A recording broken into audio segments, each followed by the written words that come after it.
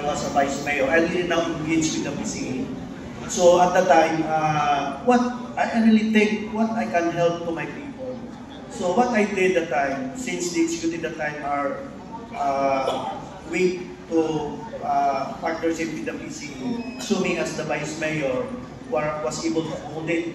We transport as much as in Aruman, those seed nuts. No, almost we pay transport almost 60,000 or almost seed nuts from Aruman just to give to our farmers. Since I'm so thankful with the time, since the PCA, as long as you are a tribe, you will plant a coconut per hectare, the PCA will give 2,000 plus to the farmers. So we have built that program at the time when I was the vice mayor.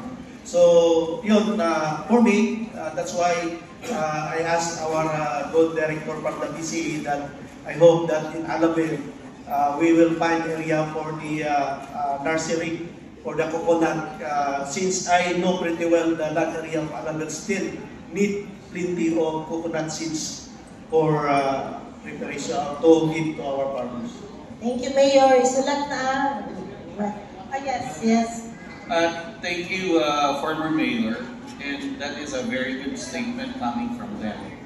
There is a lot of projects and programs of the PCA, like for example the CSO. That's why they are capacitating our organizations to cooperatives and even the local government units.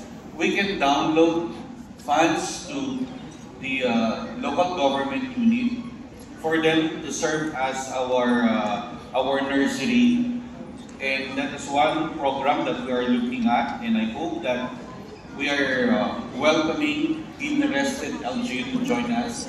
Even our cooperatives, they can also do the same, like putting up nurseries, and we pay them at 95 pesos per seedling.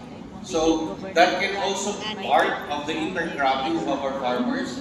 So they can have their own nursery, and that can be a part of the Sagip Sakalo. So empowering our farmers, we will buy whatever they have,